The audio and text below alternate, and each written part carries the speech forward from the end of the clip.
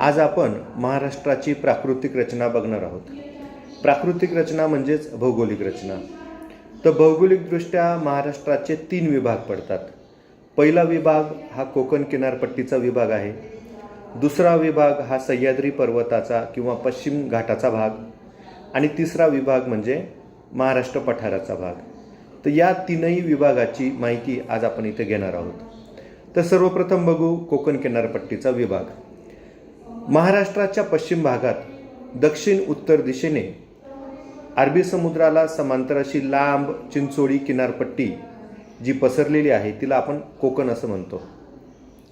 ही जी किनारपट्टी आहे हिच्या पूर्वेकडच्या भागात सह्याद्री पर्वत किंवा पश्चिम घाट आहे आणि पश्चिमेकडच्या बाजूला अरबी समुद्र आहे. या दोघांच्या दरम्यान जो सखल लांबट चिंचोळा भाग आहे त्यालाच आपण कोकणची किनारपट्टी म्हणतो. महाराष्ट्राच्या पश्चिमेला व अरबी समुद्राला लागून असलेल्या सह्याद्री पर्वताचा प्रस्तरभंग होऊन म्हणजे त्याला तडा जाऊन कोकण किनारपट्टी तयार झाली. साधारणतः कोकण किनारपट्टीची जी लांबी आहे म्हणजे उत्तरेपासून तर दक्षिणेपर्यंत, उत्तरे म्हणजे पालघर वगैरे त्या भागापासून तर खाली सिंधुदुर्ग गोव्यापर्यंतचा जो भाग आहे त्याची लांबी एकूण 720 किलोमीटर आहे. तर उत्तरेस साधारणतः डहाणूपासून ती किनारपट्टी सुरू होते तर दक्षिणेस वेंगुर्ल्यापर्यंत ती असते. मात्र त्याची जी रुंदी आहे ही मात्र सर्वत्र सारखी नाही. सरासरी कोकण किनारपट्टीची रुंदी ही 30 ते 60 किलोमीटर आहे. मुंबईच्या उत्तरेला तुलनात्मकदृष्ट्या ती जास्त रुंद आहे. काही ठिकाणी ती 90 ते 95 किलोमीटर देखील रुंद आहे. उल्हास नदीच्या खोऱ्यात ती साधारणतः 100 किलोमीटर रुंद आहे. मात्र दक्षिण कोकणात जर गेलं तर ती साधारणतः 40 ते 45 किलोमीटर इतकी रुंद आढळते. कोकण किनारपट्टीचे भौगोलिक क्षेत्रफळ साधारणतः 30,000 चौरस किलोमीटर आहे. तर हे झालं त्याचा स्थान आणि विस्तार. तर प्राकृतिक रचना कशी आहे कोकण किनारपट्टीची? तर सह्याद्री पर्वतातून निघालेले डोंगराचे कडे पश्चिमेस किनाऱ्यापर्यंत जातात. त्यामुळे कोकणचा सर्वच भाग म्हणजे एक सलग मैदान नाही तर डोंगर दऱ्यांनी व्यापलेला परंतु कमी उंचीचा हा सखल भाग आहे. मध्येच काही ठिकाणी टेकड्या डोंगरांचे सुळके दिसतात. किनाऱ्याजवळ वाळूचे पट्टे देखील आढळतात कारण लाटांच्या संचयनामुळे ती वाळू तिथे आलेली असते. किनारपट्टीजवळील सखल भागाची जी उंची आहे ती समुद्र सपाटीपासून साधारणतः 15 मीटर इतकी आढळते. मात्र जसं जसं आपण पूर्वेकडे जाऊ म्हणजे सह्याद्री पर्वताकडे जाऊ तशी तशी ती उंची वाढत जाते.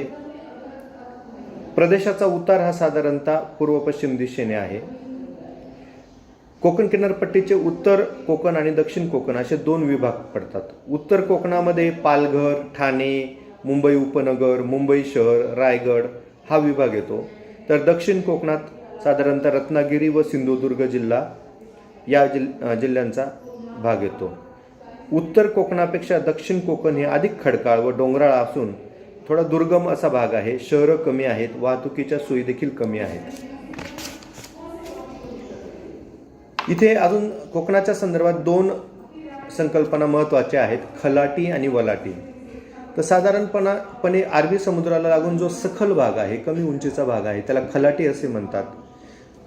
आणि जसं जसं आपण पूर्वेकडे सह्याद्री पर्वताकडे जातो तिथून जो उंच भाग जो असतो टेकड्यांचा तो साधारणतः 275 ते 300 मीटर उंच आहे, त्याला आपण वलाटी असे म्हणतो. या दरम्यान अनेक ज्या नद्या सह्याद्री पर्वतात उगम पावतात आणि त्या जाऊन अरबी समुद्राला मिळतात त्यांच्या मुखाजवळ भरतीच्या वेळेला जेव्हा त्यांच्या नदीच्या मुखातून आत पाणी शिरतं त्याला आपण खाडी असे म्हणतो. अशा अनेक खाड्या आपल्याला या कोकणामध्ये आढळतात. साधारणतः मुंबईच्या उत्तरेला दातीवार व वसईची खाडी आहे. त्याच्या दक्षिणेस धरमतर, राजपुरी, बाणकोट, दाभोळ, जयगड या प्रमुख खाड्या आहेत.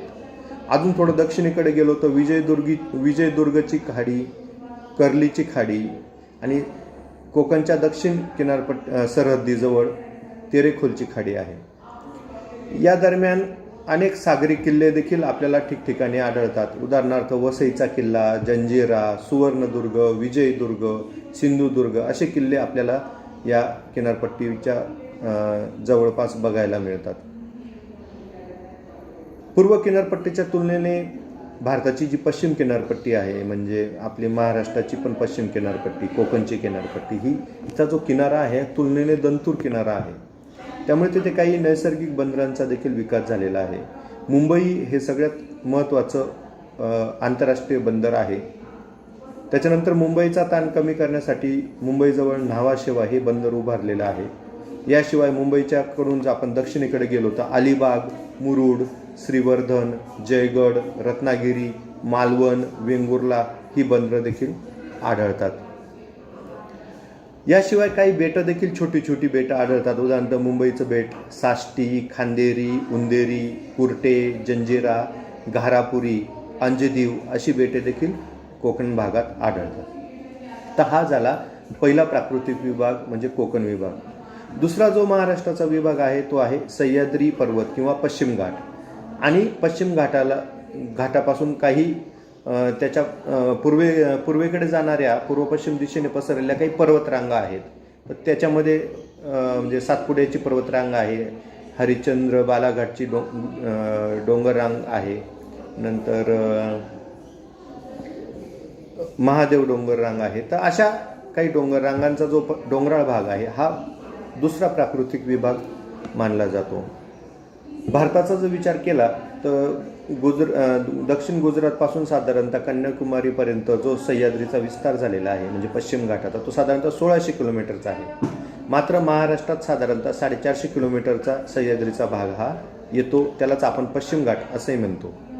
त्याची उंची साधारणतः 1200 ते 1300 मीटर आहे. उत्तरेकडे उंची जास्त आहे, म्हणजे आपला जो नाशिक आणि नगर चा जो भाग आहे सीमारेषेचा, जिथे कळसुबाई शिखर आढळतं आणि पुढे महाबळेश्वर वगैरे, तर या एवढ्या भागामध्ये साधारणतः उंची जास्त आढळते आणि दक्षिणेकडे ती उंची कमी कमी होत जाते. सह्याद्री पर्वताच्या पश्चिम बाजूला अरबी समुद्र आहे आणि पूर्व बाजूला महाराष्ट्राचं पठार आहे. कोकणाकडे जर आपण गेलो म्हणजे पश्चिमेकडे तर उतार हा जास्त तीव्र आहे. तुलनेने बघितलं तर पूर्वेकडे पठाराच्या भागात उतार हा थोडा मंद गतीने आहे. सह्याद्री पर्वत हा महाराष्ट्रातील प्रमुख जलविभाजक आहे. म्हणजे भीमा, कृष्णा, गोदावरी ह्या नद्या पूर्वेकडे वाहत जाऊन बंगालच्या उपसागराला मिळतात आणि वैतरणा, उल्हास, सावित्री अशा ज्या नद्या आहेत ह्या पश्चिमेकडे वेगाने खाली उतरतात आणि कोकणातून वाहत जाऊन त्या अरबी समुद्राला मिळतात. पश्चिमेकडच्या नद्यांची लांबी तुलनेने कमी आढळते, पूर्वेकडच्या नद्यांची लांबी ही जास्त आढळते.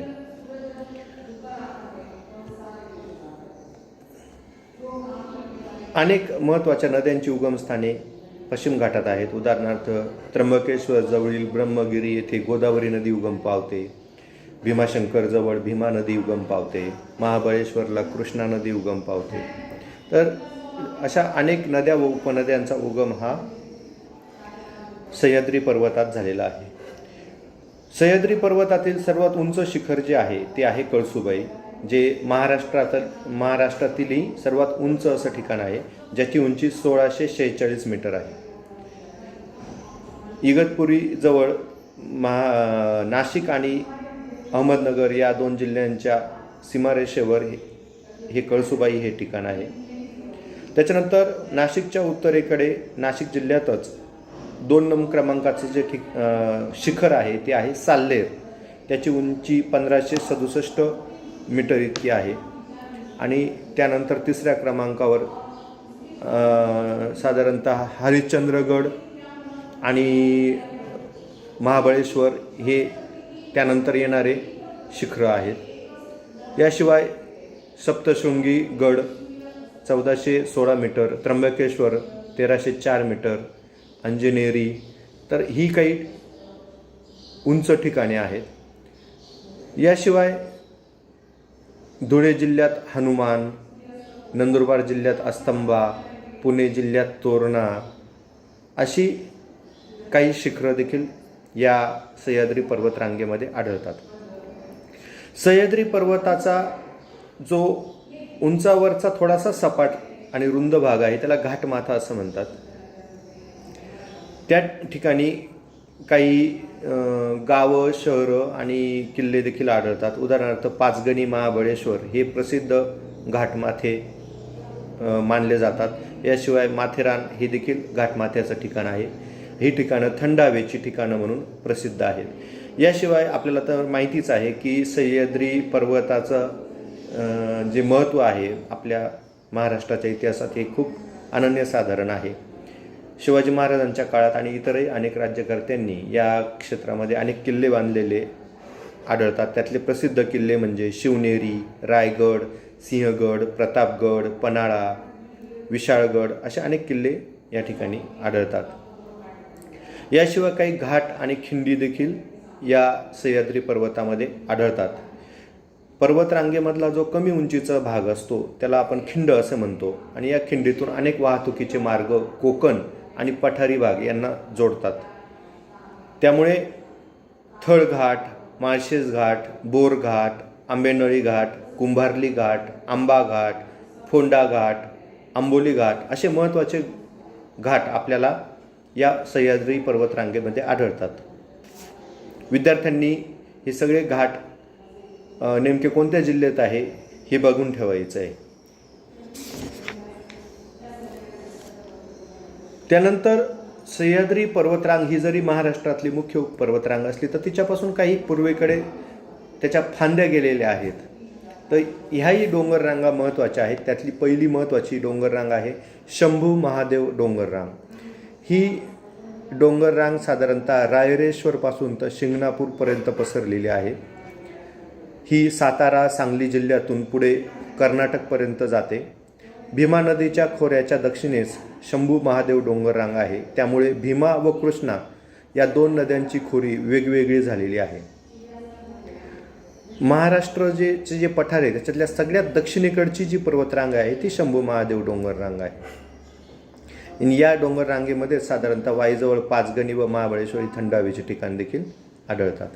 त्याच्यानंतर दुसरी जी डोंगररांग आहे ती आहे हरिश्चंद्र बालाघाट डोंगररांग. ही गोदावरी खोऱ्याच्या दक्षिणेकडे साधारणपणे आढळते आणि तिच्यामुळे गोदावरी आणि भीमा या नद्यांची खोरी वेगवेगळी झालेली आहे.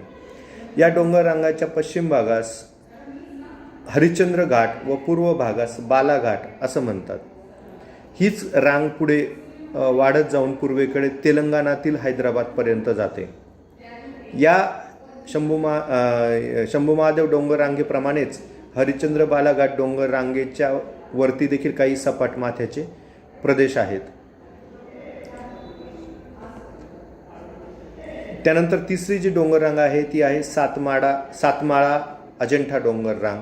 ही साधारणतः गोदावरी नदीचं खोरं आणि तापी नदीचं खोरं यांना अलग करणारी डोंगररांग आहे.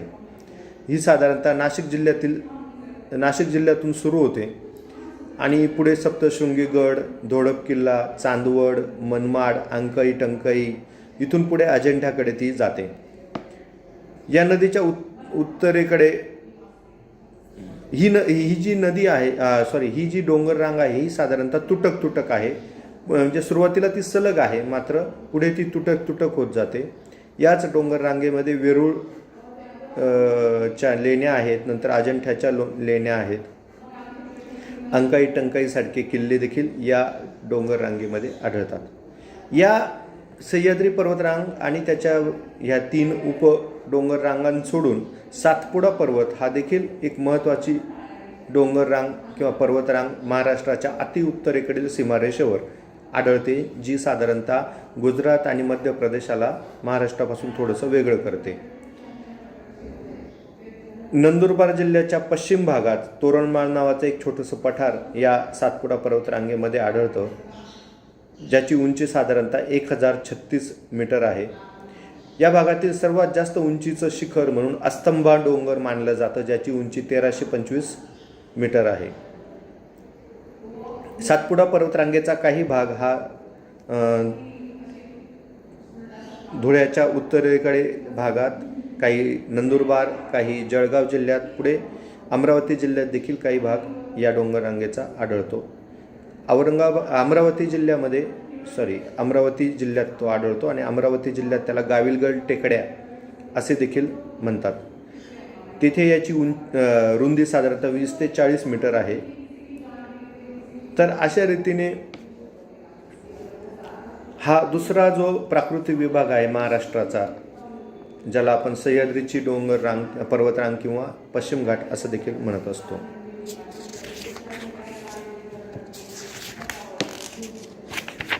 याशिवाय तिसरा अत्यंत महत्त्वाचा आणि सर्वात जास्त महाराष्ट्राचा भाग ज्याने व्यापलेला आहे तो तिसरा प्राकृतिक विभाग आहे महाराष्ट्र पठार. यालाच दख्खनचं पठार असं देखील म्हणतात. साधारणतः पश्चिम घाटाच्या पूर्वेस, पश्चिम घाटापासून हे पठाराचा भाग सुरू होतो. सुरुवातीला हा उंच भाग असतो आणि नंतर त्याची उंची थोडी कमी होत होत होत होत पूर्व महाराष्ट्रामध्ये ती बरीचशी कमी होऊन जाते. या महाराष्ट्र पठाराची पूर्व पश्चिम लांबी साधारणतः 750 किलोमीटर इतकी आहे. सह्याद्री पर्वताच्या पूर्व उतारापासून ते विदर्भातील गोंदिया जिल्ह्यापर्यंत याचा विस्तार झालेला आहे. महाराष्ट्र पठाराची दक्षिणोत्तर रुंदी म्हणजे उत्तरेत गुजरात पासून साधारण खाली आंध्र प्रदेश किंवा तेलंगणा कर्नाटकपर्यंत अशी जी रुंदी आपण बघतो ती जास्तीत जास्त रुंदी साधारणतः 700 किलोमीटर एवढी आढळते. मात्र जर सरासरी उंची बघितली या पठाराची, महाराष्ट्र पठाराची, तर ती 450 मीटर आहे. महाराष्ट्राचा 90% भूभाग या प्राकृतिक विभागाने व्यापलेला आहे. म्हणजे कोकण आणि पश्चिम घाट हा जर 2 विभाग सोडले तर उरलेला सगळा महाराष्ट्र पठाराचा भाग आहे, जो 90% महाराष्ट्राचा हिस्सा व्यापला जातो त्याच्याने. या पठाराची निर्मिती साधारणतः 70 दशलक्ष वर्षांपूर्वी या पठाराच्या जागेवर भेगा पडून त्याच्यातून ज्वालामुखीचे स्फोट झाले आणि त्याच्यातून जो अल्कली स्वरूपाचा लाव्हारस बाहेर पडला. अल्कली स्वरूपाचा जो लावा असतो तो पातळ असतो, त्याच्यामुळे तो खूप दूरवर पसरतो. तर वारंवार असे उद्रेक होत गेले आणि प्रत्येक वेळेला लाव्हारस बाहेर येऊन तो थंड होत गेला आणि असे थंड झालेल्या लावाचे थरावर थर साचून महाराष्ट्र पठाराची ही निर्मिती झालेली आहे. साधारणतः असे 29 उद्रेक ज्वालामुखीचे झालेले आहेत असं मानलं जातं. शिवाय या दख्खनच्या पठारी प्रदेशात अनेक लहान लहान पठारे देखील आहेत. उदाहरणार्थ बालाघाट डोंगरावर अहमदनगर बालाघाट पठार आढळतं. नंतर शंभू महादेव डोंगर रांगेच्या इथे सासवडचं पठार आढळतं. याशिवाय औंधचं पठार किंवा सातमाळा अजंठा डोंगर रांगेवरील बुलढाणाचं पठार, मालेगावचं पठार, अशी अनेक छोटी छोटी पठारे देखील या ठिकाणी आढळतात. दख्खनच्या पठारावर अनेक नद्यांची खोरी आहेत जी अत्यंत महत्त्वाची आहेत. कारण पठारी भाग हा बराचसा दुष्काळग्रस्त भाग आहे. कारण सह्याद्री पर्वतामुळे अरबी समुद्रावरून येणारे वारे हे अडवले जातात आणि पर्जन्य छायेचा प्रदेश हा पूर्वेकडच्या बाजूला तयार होत असतो. त्याच्यामुळे ह्या ज्या नद्या आहेत, उदाहरणार्थ तापी नदी, गोदावरी नदी, भीमा नदी, कृष्णा नदी, हे महाराष्ट्र पठाराच्या दृष्टीने खूप महत्त्वाचे आहे. आणि या खोऱ्यांच्या प्रदेशामध्ये सुपीक जमीनही आढळते, काही प्रमाणात पाणी पुरवठाही होतो. त्यामुळे तेथे शेती चांगल्या प्रकारे विकसित होते खोऱ्याच्या भागात. तर तापी पूर्णा खोरे, गोदावरी खोरे, प्राणहिता नदीचे खोरे, भीमा खोरे, कृष्णा खोरे ही महत्त्वाची खोरी दख्खनच्या पठारावर आढळतात.